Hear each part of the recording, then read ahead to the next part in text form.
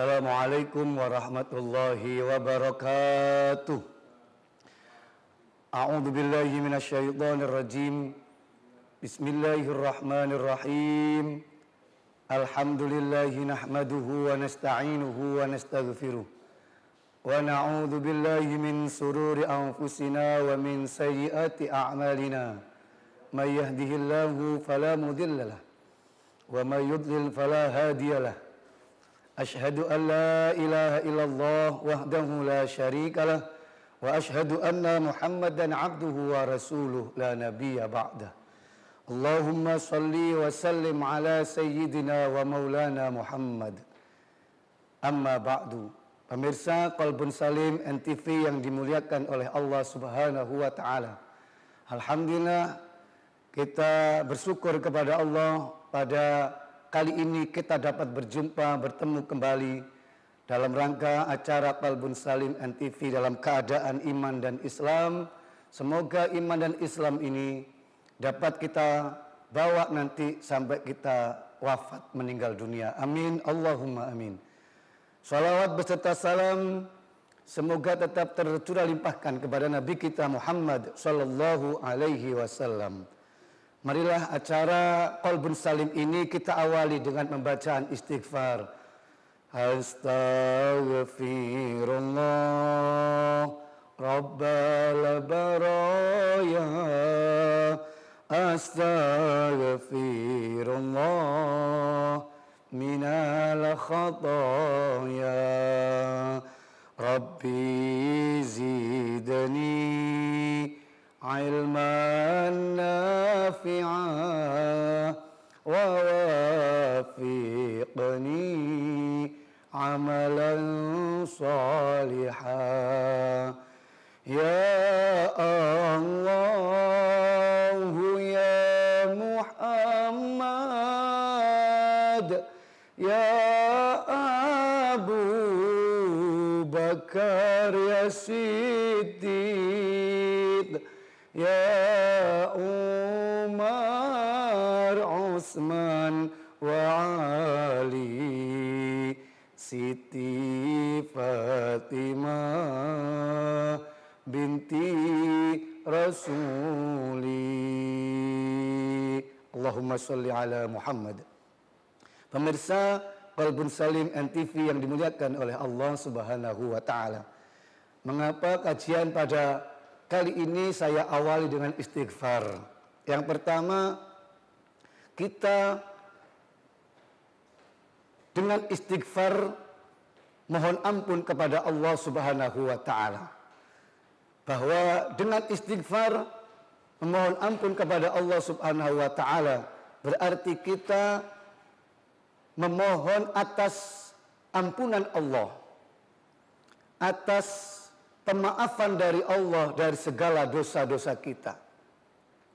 Dan di ayat Al-Quran diterangkan bahwa istighfar itu diperintahkan oleh Allah Subhanahu wa taala. Allah Subhanahu wa taala dalam ayatnya mengatakan a'udzu billahi minasyaitonir rajim. Bismillahirrahmanirrahim. Faqultu istaghfiru rabbakum innahu kana ghaffara. Fakultu maka saya mengatakan istaghfiru rabbakum. Hendaklah engkau memohon ampun kepada Tuhanmu, innahu kana ghaffara. Sesungguhnya Tuhanmu itu Maha Pengampun. Sebesar apa dosa kita, sebesar apa kesalahan kita, Allah itu Maha Pengampun. Allah itu Maha Pemaaf. Asalkan dosa itu bukan dosa yang menyekutukan kepada Allah Subhanahu wa taala. Kalau dosa itu yang menyekutukan Allah dan sampai kita nanti meninggal dunia tidak mohon ampun kepada Allah, tidak mohon maaf kepada Allah Subhanahu wa taala, maka tidak ada lagi ampunan bagi kita ketika kita meninggal dunia. Dosa itu berupa apa saja. Entah kita pernah meninggalkan sholat, entah kita tidak mau zakat, entah kita tidak puasa di bulan suci Ramadan. Selama kita sadar, kemudian kita minta maaf kepada Allah Subhanahu wa taala, mohon ampun kepada Allah Subhanahu wa taala, pasti Allah itu akan mengampuni. Seluas lautan, setinggi gunung, dosa dan salah kita kepada Allah, kalau kita mohon ampun, kalau kita mau taubat, kalau kita mau mengakui kesalahan kita, Allah akan mengampuni. Hadirin sekalian yang dimuliakan oleh Allah Subhanahu wa taala, ada sebuah cerita. Ada seorang penggali kubur. Anak muda ini masih belum mempunyai istri. Dan ketika dia berjalan-jalan di kampungnya, dia menemui seorang gadis yang sangat cantik sekali. Dia lihat terus, dia pandang terus si gadis tadi itu. Lama-lama dia jatuh cinta. Ketika dia jatuh cinta, ketika dia sudah jatuh hati kepada anak itu, kemudian ternyata penggali kubur tadi ini memberanikan diri untuk langsung menghadap kepada kedua orang tuanya, terutama kepada ayahnya. Anak ini kaya, ayahnya seorang tokoh. Kemudian anak muda ini memberanikan diri masuk ke rumahnya. Assalamualaikum. Waalaikumsalam. Siapa sampean? Saya penggali kubur, wahai bapak. Ada apa kamu kesini? Saya pertama silaturahmi, yang kedua saya suka kepada anak bapak. Saya senang kepada anak bapak, saya cinta kepada anak bapak. Karena anak ini langsung mengutarakan niatnya, keinginannya, terkejut bapaknya. Terkejut ayahnya. Katanya ayahnya, kamu ini kok berani-beraninya untuk melamar anak saya, meminang anak saya, terus terang kepada saya, cinta kepada anak saya. Hei wahai penggali kubur, jangan mimpi kamu untuk mendapatkan anak saya. Kamu hanya penggali kubur, kamu miskin, tidak punya apa-apa. Keluar kau dari rumah ini. Kemudian anak ini, pemuda ini keluar dari rumahnya dengan hati yang hancur, dengan hati yang luka. Berjalan dia dari rumah seorang perempuan tadi itu, terus menangis, menangis dan menangis. Hingga suatu ketika pemuda ini sedang berada di kuburan, mendengar sebuah pengumuman. Apa pengumumannya itu? Pengumumannya itu adalah gadis yang dia cintai, gadis yang dia sukai, meninggal dunia, mati, wafat. Karena sebuah penyakit, gadis ini wafat. Setelah itu, setelah gadis ini wafat, kemudian otomatis dia dikuburkan di kuburan yang pemuda ini bekerja di sana, yaitu menggali kubur. Mendengar wafatnya gadis ini, mendengar wafatnya anak perempuan yang dia cintai, dia tidak berduka, dia tidak susah, tapi malah senang. Datanglah rombongan membawa mayat atau orang tuanya dan keluarganya dan masyarakat di sana. Dikuburlah gadis itu. Setelah gadis itu dikuburkan, hadirin sekalian, malam setelah sholat isya, kuburan sepi, tidak ada siapa-siapa. Disitulah niat jahat muncul di hati pemuda tadi itu. Setan membisiki lewat telinganya dan masuk ke hatinya. Apa kata setan? Setan mengatakan, hei pemuda, Eman-eman pemuda. Anak ini kamu cintai, anak ini kamu sayangi dan tidak kamu dapatkan.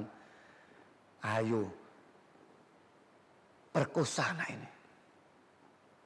Hadirin sekalian, karena ada nafsu dibarengi dengan bisikan setan, setelah sholat isya, kuburan sepi, kuburan tidak ada siapa-siapa, digalilah kuburan itu. Setelah digali sampai kelihatan kain kafan anak perempuan yang dia cintai tadi, dibuka kain kafan itu. Setelah dibuka, kelihatan mayat yang telanjang.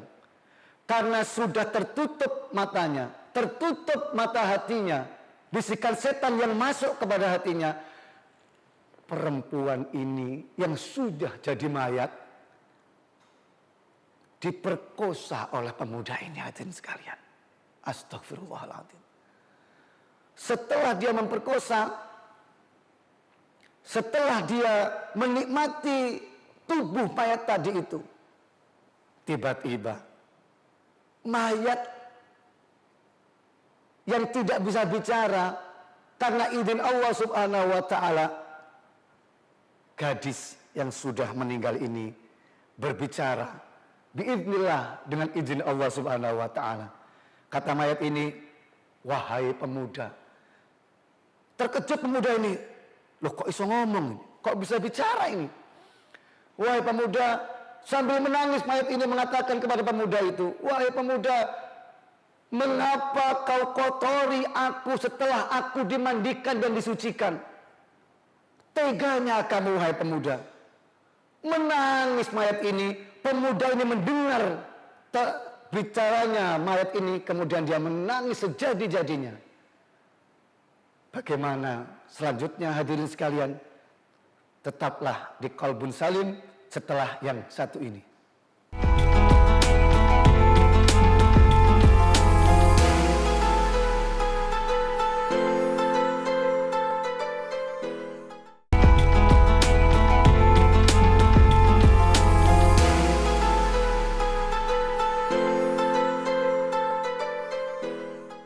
Hadirin para pemirsa Qalbun Salim NTV yang dimuliakan oleh Allah Subhanahu wa taala. Masih melanjutkan cerita yang tadi, hadirin sekalian. Ketika pemuda itu menangis, kuburan tadi dia rapikan kembali. Ada rasa penyesalan dalam hatinya. Dia tidak bisa tidur. Pemuda tadi tidak bisa makan. Sehari-hari hanya menangis, mengeluarkan air mata penyesalan. Karena apa? Dia telah memperkosa mayat. 2 hari 2 malam dia nggak bisa tidur. Kemudian anak ini berinisiatif untuk mencari sahabat Rasulullah SAW. Untuk apa? Untuk memohonkan ampun kepada Allah. Apakah masih terbuka ampunan dari Allah kepada pemuda tadi itu? Karena dosanya yang sangat besar, memperkosa mayat. Datang beliau ke Abu Bakar. "Assalamualaikum wahai Abu Bakar." "Waalaikumsalam." "Wahai pemuda, kenapa engkau menangis?"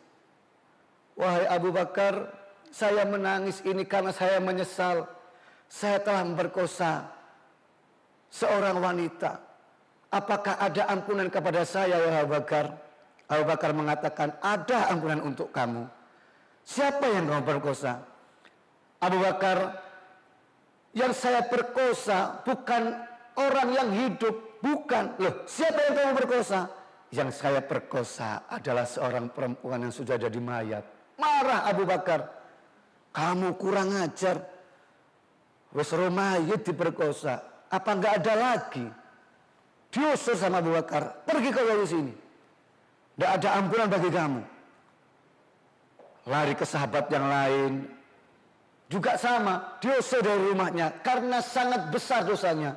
Sampai-sampai beliau putus asa, anak muda ini.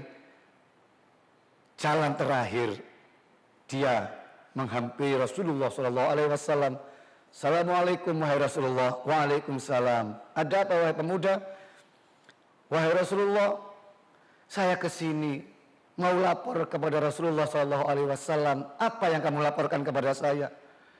Saya punya dosa yang sangat besar. Oh, sebesar apa dosamu akan diampuni oleh Allah? Apa sih dosamu? Wahai Rasulullah, dosa saya sangat besar, mungkin tidak ada ampunannya. Iya, apa dosamu? Saya telah memperkosa mayat. Rasulullah malah, pergi kau dari sini, dosamu amat besar, tidak bisa diampuni. Menangis anak ini, hadirin sekalian. Pemuda ini keluar dengan rasa putus asa. Selanjutnya malaikat Jibril datang. Wahai Muhammad, apakah kamu didatangi oleh seorang pemuda, wahai Muhammad? Iya, wahai malaikat Jibril, Allah telah mengampuni anak itu.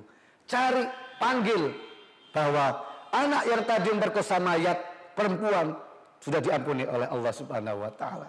Dicari oleh sahabat, ketemu, dibawa ke Rasulullah SAW, dan di hadapan Rasulullah Muhammad dikatakan oleh Rasulullah, wahai pemuda, Allah telah mengampuni segala dosa-dosamu. Senang pemuda tadi, menangis pemuda tadi karena kondisi tubuh yang sangat lemah. Anak ini kemudian mengatakan, alhamdulillah, astagfirullahaladzim, astagfirullahaladzim, astagfirullahaladzim.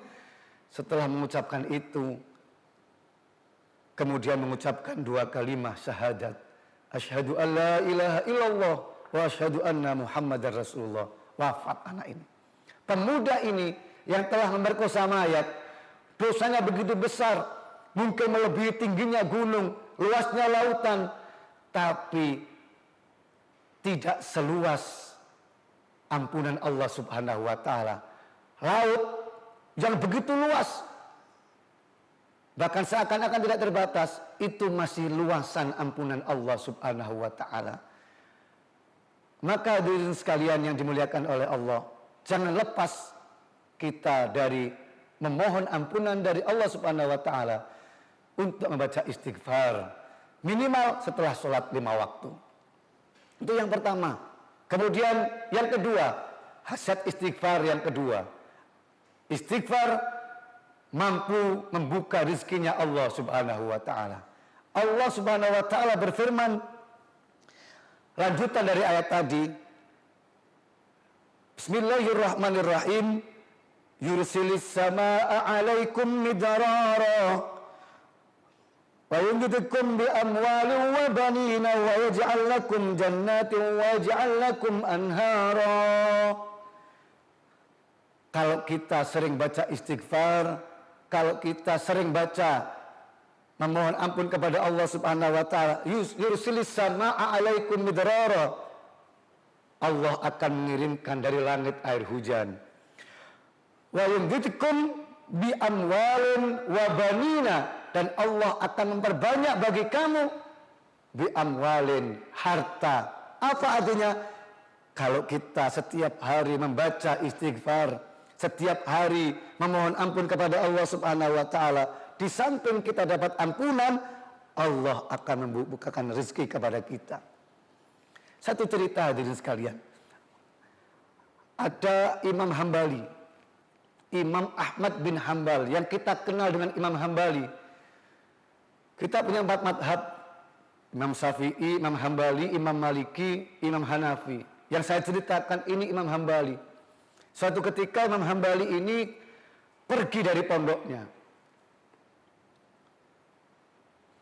Ketika bepergian, sampailah di suatu tempat, karena sudah isya, beliau masuk ke dalam masjid untuk jamaah, sholat jamaah. Setelah sholat jamaah, hadirin sekalian, dia membaca zikir, wiridan, kata orang Banyuwangi, wiridan. Setelah wiridan, istighosah. Setelah wiridan, sholat ba'diyatal isya. Semua orang pergi dari masjid itu, Imam Hambali tidak pergi. Beliau niat iktikaf di dalam masjid. Di dalam masjid iktikaf dengan membaca istighfar, astagfirullah, astagfirullah.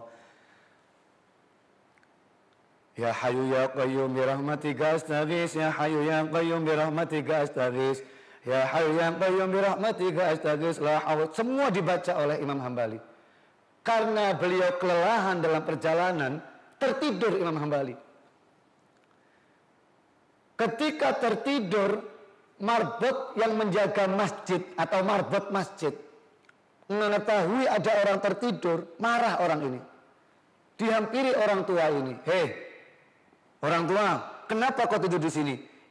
Ini bukan hotel, ini masjid, bukan tempat tidur. Pergi, pergi kamu. Diusir. Orang ini tidak tahu siapa yang diusir ini. Ini imam besar, Imam Hambali. Karena diusir dari dalam masjid, Imam Hambali keluar di teras masjid. Dia duduk sandar ke temboknya masjid di teras itu, membaca istighfar lagi, berpikir lagi, iktikaf di sana, tertidur lagi. Kemudian hadirin sekalian, mengetahui orang tua ini masih di sana, pulang marbot ini sambil menghampiri orang tua ini dengan mengatakan, wahai orang tua, kamu ini begitu tidak menghiraukan omongan saya. Ini bukan hotel, ini masjid. Pergi, ayo pergi. Sambil mengayunkan sorbannya. Ketika Imam Hambali ini keluar dari masjid, di seberang masjid itu pasar. Ada orang jualan roti. Kalau di Rogo Jampi atau di Banyuwangi itu orang jualan gorengan lah. Ada gedang goreng, pisang goreng, ada tahu isi, macam-macam lah jualannya. Tahu orang tua diusir dari masjid, kasihan orang ini. Dipanggillah sama penjual ini. Hei orang tua, sini kamu, sini. Dipanggil, kemudian Imam Hambali menghampiri orang ini. Diberi kursi, diberi meja, kemudian dikasih minum. Dipersilakan minum kemudian sama penjual ini. Mari orang tua, jenengan minum dulu minumannya. Bismillahirrahmanirrahim. Diminumlah minumannya. Setelah diminum, diberi makanan, gorengan, ada pisang goreng, ada roti goreng, macam-macam, dimakan. Ketika makan, Imam Hambali ini mengamati kepada penjual ini. Penjual ini memasukkan gorengan ke dalam minyak itu, sambil menggoreng. Bibirnya ini kalau bahasanya orang Banyuwangi, cemit-cemit. Cemit-cemit lambing. Bibirnya ini terus mengucapkan sesuatu. Cemit-cemit kata orang Bali, orang Banyuwangi. Setelah masak ini gorengan, diangkat. Setelah diangkat, gak begitu lama, orang datang beli, habis. Setelah habis, goreng lagi. Ketika goreng, tetap menggerakkan bibirnya. Setelah ini masak, diangkat lagi, terus begitu. Tidak sampai lama, habis gorengannya. Heran Imam Hambali. Imam Hambali mengatakan, tanya kepada orang ini, wahai Kisana, sampean ini hebat, luar biasa. Yang jualan di pasar ini belum ada yang habis, sampean kok habis dulu. Wahai orang tua, setiap hari saya ini begini ini. Gak pernah saya ini pulangnya malam, gak pernah. Pasti begini ini sudah. Rizki dari Allah. Iya wahai Kisana. Tadi saya amati sampean. Bibir sampean, setiap sampean goreng itu kok bibirnya mesti gerak-gerak. Apa yang saya baca? Oh iya orang tua. Pemirsa yang saya hormati, kami muliakan. Apa yang dibaca oleh orang ini, yang penjual gorengan ini, kalau mau ingin tahu, tetap di sana, tetap di Qalbun Salim NTV setelah yang satu ini.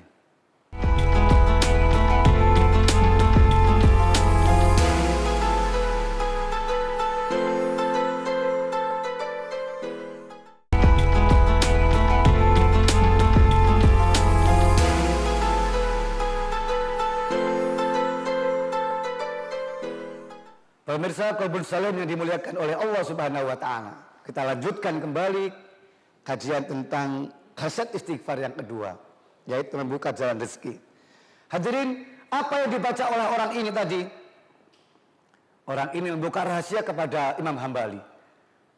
Wahai orang tua, saya ini tidak pernah lepas kalau saya bekerja, kalau saya pulang dari bekerja, kalau saya di rumah, kalau saya mendorong gorongan saya itu, saya tidak lepas bibir saya ini dari bacaan istighfar.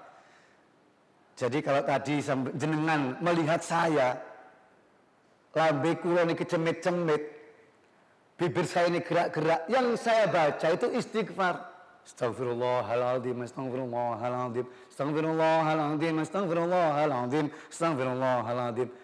Begitu terusan saya baca. Imam Hambali mengatakan, ya Allah, subhanallah. Jadi jenengan ini pengamal istighfar. Betul wahai orang tua. Saya ini orang tua tidak pernah lepas dari istighfar. Maka Allah subhanahu wa ta'ala, saya yakin Allah subhanahu wa ta'ala tidak pernah juga lepas untuk memberikan rezeki kepada saya. Saya ini dengan mengamalkan istighfar orang tua, anak saya soleh solihah. Anak saya 3, mondok semua, alhamdulillah hafal Quran. Saya punya istri-istri yang solihah. Saya punya rumah juga rumah yang bagus. Rizki tidak pernah putus dari saya, barokahnya istighfar. Semua hajat saya dikabulkan oleh Allah subhanahu wa ta'ala. Semuanya. Tinggal satu wahai orang tua. Saya ini punya hajat, punya keinginan. Ingin bertemu dengan Imam Hambali. Terkejut orang tua ini. Subhanallah. Orang ini luar biasa. Semua keinginannya dia kabulkan. Dia ceritakan kepada Imam Hambali, rezeki, anak soleh solihah, istri solihah, rumah yang bagus. Diceritakan semua. Tinggal satu yang belum dia kabulkan oleh Allah hajatnya, yaitu kepingin ketemu Imam Hambali. Padahal yang diajak bicara adalah Imam Hambali. Orang ini nggak tahu kalau orang tua tadi adalah Imam Hambali. Kemudian Imam Hambali berdiri sambil mengatakan kepada orang ini, wahai Kisana, hari ini, detik ini, hajat sampean, keinginan sampean yang kepingin ketemu Imam Hambali sudah terlaksana. Loh kok bisa Pak? Saya ini Imam Hambali. Saya ini orang yang semain cari-cari. Alhamdulillah, subhanallah. Langsung dicium tangannya, dicium kedua lututnya, dirangkul Imam Hambali. Setelah begitu Imam Hambali pulang, bawain berkat hadirin sekalian, gorengan-gorengan tadi. Alhamdulillah. Lah inilah yang dikatakan oleh Allah subhanahu wa ta'ala. Wa yumdidkum bi amwalin wa banin. Dan Allah akan melipat gandakan, memberikan amwal, rezeki yang banyak kepada orang-orang yang mengamalkan istighfar. Bahkan Rasulullah SAW pernah bersabda, "Malazimal istighfar ja'alallahu lahu min kulli dzikin makhraja." Siapa saja yang mengamalkan istighfar, apa kata Allah? Ja'alallahu lahu min kulli dzikin makhraja. Setiap kesempitan akan diberikan jalan keluar oleh Allah subhanahu wa ta'ala. Wa min kulli hamin kharaja. Dan setiap kesusahan-kesusahan itu juga akan diberikan jalan keluar oleh Allah subhanahu wa ta'ala. Wa razaqahullahu min haitsu la yahtasib. Dan Allah akan memberikan jalan, memberikan rezeki min haitsu la yahtasib, dari jalan yang tidak pernah disangka-sangka. Sejalan dengan firman Allah, wa may yattaqillaha yaj'al lahu makhraja wa yarzuqhu min haitsu la yahtasib. Barang siapa yang bertakwa kepada Allah Subhanahu wa taala, yaj'al lahu makhraja, maka Allah akan memberikan jalan keluar kepada orang ini dari setiap kesulitan-kesulitan dan masalah problema-problema hidupnya. Wa yarzuqhu min haitsu la yahtasib, dan akan diberikan jalan keluar rezeki dari jalan yang tidak pernah disangka-sangka. Ini yang dialami oleh orang yang jual gorengan tadi itu. Rezeki yang tidak pernah disangka-sangka olehnya. Dan itu sudah difirmankan oleh Allah dan disabdakan oleh Nabi Muhammad SAW. Maka hadirin sekalian, setiap hari jangan lupa amalkan istighfar, bacalah istighfar minimal hadirin sekalian 100 kali setelah sholat subuh. Untuk apa? Mohon ampun kepada Allah Subhanahu wa taala. Yang kedua, Allah akan memberikan rizki kepada orang yang selalu atau melazimkan bahasa Arabnya, melazimkan bacaan istighfar dengan rizki dari jalan yang tidak pernah disangka-sangka. Rizki itu hadirin sekalian ada yang kita rencanakan. Contoh, sampai punya sepeda motor, akan sampai jual. Karena sampai memang pedagang sepeda motor atau maklar sepeda motor, sampai ke pasar punya rencana, oh sepeda motor saya ini saya jual harganya kira-kira 17 juta. Sampai berangkat ke pasar dengan keyakinan yang penuh, memohon kepada Allah, subuh-subuh baca istighfar, sebelumnya juga tahajud, sholat subuh jamaah, sampai kira-kira sepeda motor harganya 17 juta. Berangkat ke pasar, dari pasar sampai ketemu dengan orang, oleh orang itu dibeli dengan harga 20 juta. Maka itulah namanya rezeki yang tidak pernah disangka-sangka, min haitsu la yahtasib. Dan ini sering terjadi kepada diri kita, sering terjadi kepada kita atau saudara kita atau orang-orang di sekitar kita, bahwa ada rezeki min haitsu la yahtasib yang tidak pernah disangka-sangka. Rencana 17 juta, ternyata lakunya bisa 20 juta atau bisa 20 lebih. Kenapa? Karena ada kuasa Allah kepada kita untuk memberikan rezeki dari jalan yang tidak pernah disangka-sangka. Sebab amalan-amalan kita yang menembus langitnya Allah Subhanahu wa taala, mengetuk pintu rezekinya Allah Subhanahu wa taala, sehingga ada rezeki yang diberikan oleh Allah dari jalan yang tidak pernah kita sangka-sangka, yang tidak pernah kita rencanakan, yang tidak pernah kita programkan. Hadirin qalbun salim yang dimuliakan oleh Allah Subhanahu wa taala. Rasulullah SAW sendiri pernah bersabda, pernah mengatakan, wallahi inni la astaghfirullah wa atubu ilaih. Wallahi, demi Allah. Rasulullah SAW jarang hadirin sekalian mengatakan wallahi, demi Allah, jarang. Dalam hadisnya diawali dengan kata-kata wallahi, jarang. Dengan kata-kata sumpah ini jarang. Tapi khusus istighfar, Rasulullah mengawalinya dengan kalimat wallahi, huruf qasam dalam ilmu nahwu ini. Wallahi, demi Allah, inni la astaghfirullah, sesungguhnya saya la astaghfirullah, membaca istighfar, beristighfar, wa atubu ilaihi, dan mohon ampun kepada Allah Subhanahu wa taala, yauman aktsara sab'ina marratan, lebih banyak dari 70 kali hadirin sekalian. Jadi Nabi Muhammad itu membaca istighfar setiap hari 70 kali. Astagfirullahaladzim, astagfirullahaladzim, astagfirullahaladzim, astagfirullahaladzim, astagfirullahaladzim. Selama satu hari minimal 70 kali Nabi Muhammad memohon ampun kepada Allah. Mari kita bandingkan dengan kita. Nabi Muhammad itu nabi, rasul. Rasul itu punya gelar maksum. Apa itu maksum? Suci dari dosa.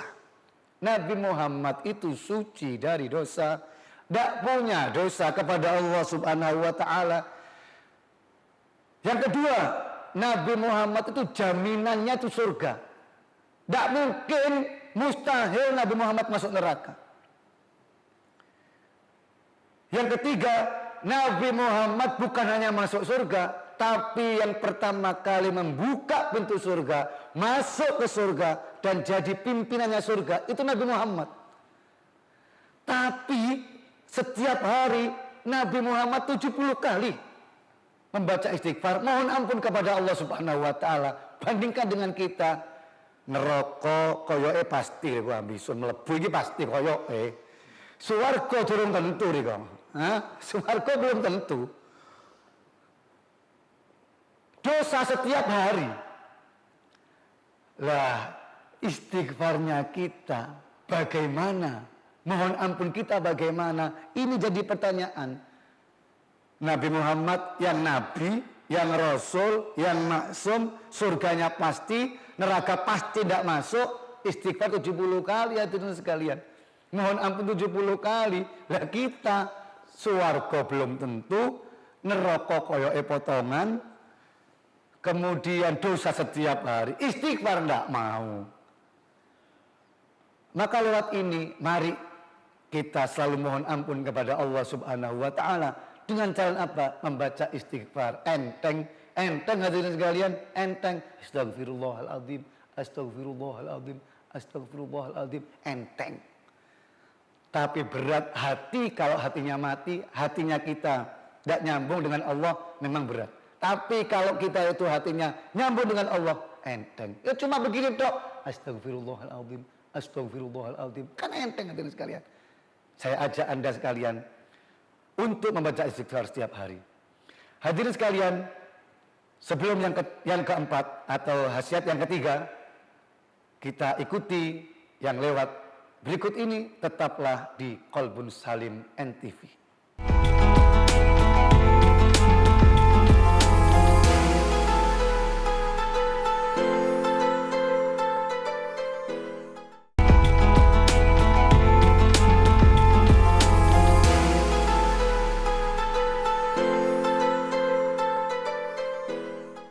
Hadirin pemirsa Qalbun Salim NTV yang dimuliakan oleh Allah Subhanahu wa taala. Khasiat yang ketiga dari istighfar adalah orang yang selalu membaca istighfar, maka insya Allah wafatnya, meninggal dunianya dalam keadaan husnul khotimah, karena beliau atau orang yang membaca istighfar ini sudah diampuni oleh Allah Subhanahu wa taala dosa-dosanya. Kenapa hadirin sekalian kita harus melazimkan istighfar? Kenapa kita harus membiasakan membaca istighfar? Karena semua orang ini tidak tahu apa yang akan terjadi dalam hidupnya. Orang ini tidak tahu apa yang akan terjadi besok pagi, apa yang akan terjadi besok lusa, atau akan yang terjadi ketika dirinya tidak tahu apa-apa. Dan ini ada ayatnya, dinas oleh Allah Subhanahu wa taala. Allah pernah berfirman, seseorang itu wa ma tadri nafsun madza taksibu ghadan. Orang tidak ada yang tahu apa yang akan terjadi pada besok pagi. Jangankan besok pagi, saya juga nggak tahu, jenengan juga nggak tahu, yang nyoting-nyoting ini juga nggak tahu apa yang akan terjadi setelah keluar dari studio ini. Apakah masih sehat, apakah masih selamat, apakah nanti sakit, atau umurnya masih panjang, atau nanti meninggal dunia. Wa ma tadri nafsun madza taksibu ghadan. Tidak ada yang tahu. Yang terjadi besok pagi nggak ada yang tahu. Jangankan besok pagi, nanti sampean tidur, apa sampean bangun lagi? Oh, nggak ada yang tahu hadirin sekalian. Sampean pergi, apakah sampean kembali ke rumah lagi? Belum tentu hadirin sekalian.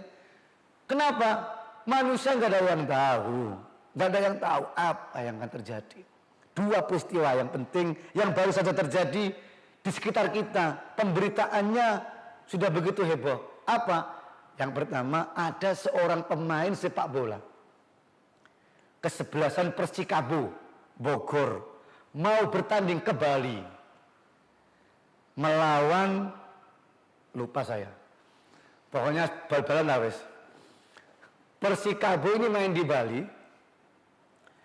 Anak ini, salah satu pemainnya ini mau berangkat ke Bali dari kota Wongsorejo, kalau nggak salah di Kecamatan Bengkak. Mobil yang dia tumpangi nabrak truk trailer. Setelah tabrakan ternyata 2 orang meninggal dunia, sopir dan pemain ini.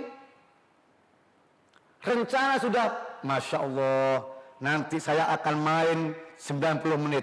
Saya rencana akan mengegolkan. Saya rencana akan begini. Saya rencana akan begini. Setelah main nanti akan begini. Semua direncanakan. Tetapi rencana dia kalah dengan rencana Allah Subhanahu wa taala. Belum main sudah meninggal dunia. Wa ma tadri nafsun madza taksibu ghadan. Ada kemarin rombongannya Notaris Ibu Vini Hukama mengadakan perjalanan ke Bandung. Kemudian pulangnya terjadi kecelakaan di tol Probolinggo Pasuruan. Jam 2 malam bisnya nabrak, meninggal dunia 2 orang. Ini adalah sesuatu yang harus kita pikirkan, bahwa manusia itu tidak mampu apa-apa. Tidak tahu apa yang akan terjadi. Tidak tahu apa yang akan dialami selanjutnya. Maka hadirin sekalian, sangatlah senang hati ini. Kalau sebelum namanya terjadi kecelakaan, kita meninggal dunia, sebelumnya diawali dengan membaca istighfar. Contoh, ketika kita mau tidur. Orang tidur ini seperti orang mati. An-naum sibhul maut. Tidur ini seperti meninggal. Kenapa? Karena orang tidur tidak tahu apa-apa. Hingga parang-parang, boh ngelor, kadang-kadang ngelendur, kadang-kadang ngomong sendiri, tidak tahu kejadian apa-apa. Sibhul maut, seperti mati. Dan bisa berlanjut kepada mati. Makanya hadirin sekalian, jenengan kalau mau tidur, tidur itu sesuatu yang rawan. Kenapa yang rawan? Kenapa rawan? Karena bisa saja kita tidur selama-lamanya, nggak bangun-bangun lagi. Saya punya saudara yang ya hari Kamis masih sehat, masih ke rumah saya. Kemudian dia pulang ke rumahnya di Kabat. Malam Jumat mengikuti Rotibul Haddad jamaahnya lah. Subuh bangun azan. Setelah azan santrinya datang, dia ngimami, habis ngimami berzikir. Setelah zikir kemudian dia mengamalkan amalan-amalan termasuk membaca Yasin, surat Ar-Rahman, Waqiah, Al-Mulk. Setelah itu tertidur beliau. Setelah tertidur ini, pagi jam 8 pagi dibangunkan oleh istrinya. Bah, bangun bah. Ternyata dibangunkan, tidak bangun-bangun. Dipanggillah semua saudara-saudara untuk membangunkan, termasuk ada mantri, dokter dipanggil. Apa kata dokter? Wahai ibu, jenengan sabar nggih. Suami jenengan sudah meninggal dunia. Siapa yang sangka? Orangnya masih sehat.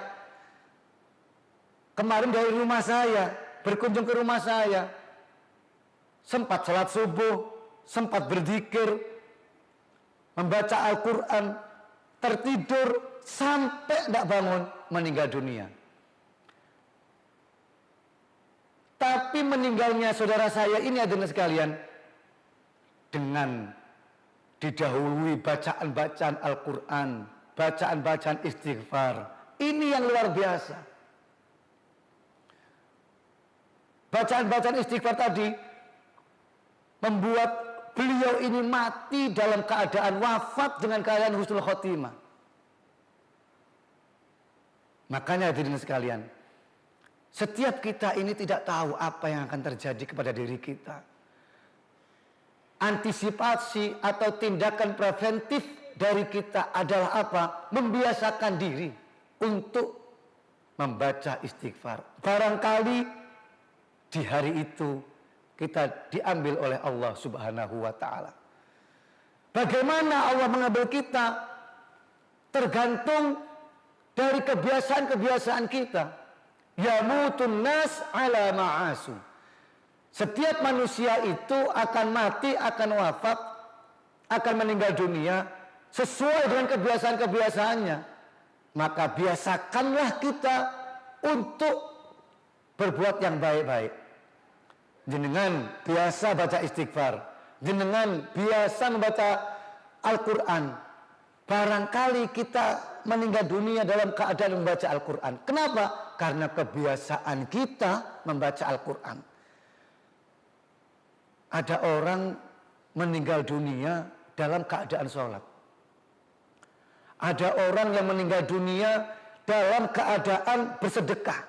Itu luar biasa, hadirin sekalian. Dari dohirnya saja sudah dapat kita ketahui bahwa orang ini meninggal dunia dalam keadaan husnul khotimah. Yang kedua, wa mata dinafsun fi ayyi ardin tamut. Orang tidak mengetahui di mana dia meninggal dunia. Anak Jogja pergi ke Bali. Dari Bali dia pulang menuju ke Jogja. Setelah wisata di Bali, dia pulang ke Jogja.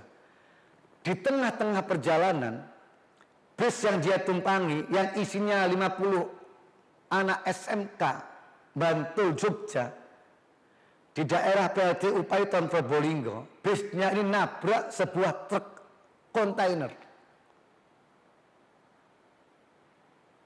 Setelah nabrak, busnya terbakar. Sopir bisa keluar.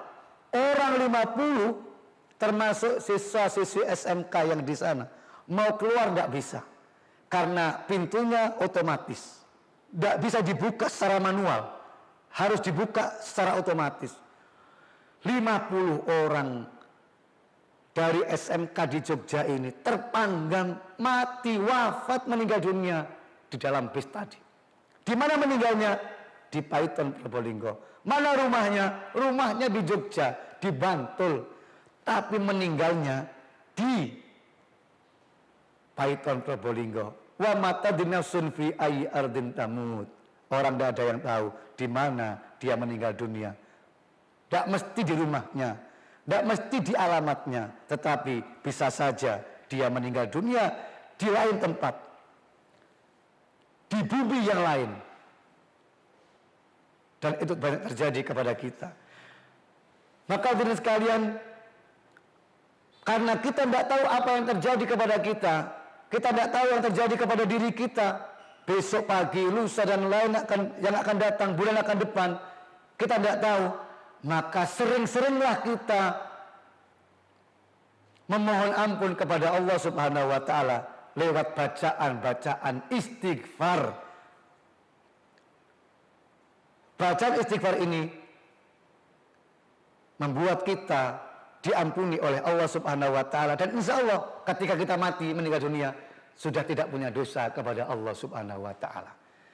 Maka 3 khasiat istighfar ini, yang pertama mengampuni dosa, yang kedua membuka jalan rezeki bagi kita, dan yang ketiga meninggal dalam keadaan husnul khotimah karena kita tidak lagi punya dosa kepada Allah Subhanahu wa ta'ala.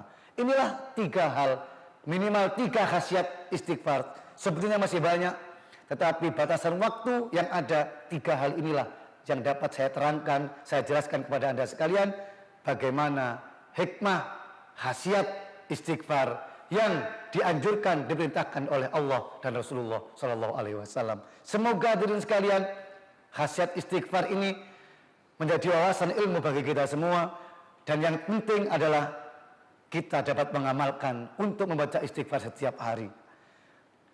Bibir kita dimudahkan oleh Allah Subhanahu wa ta'ala untuk menyebut asma Allah lewat membaca istighfar, memohon ampun kepada Allah Subhanahu wa ta'ala. Pemirsa, semoga saya, semua kru TV, NTV ini, dan semua hadirin sekalian, pemirsa qalbun salim, selalu mendapat ampunan dari Allah Subhanahu wa taala, dan sewaktu-waktu kita diambil oleh Allah pulang ke hadirat Allah Subhanahu wa taala dalam keadaan husnul khotimah, diampuni semua dosa-dosa kita. Terima kasih atas perhatiannya. Wallahul muwaffiq ila aqwamit thoriq. Wassalamualaikum warahmatullahi wabarakatuh.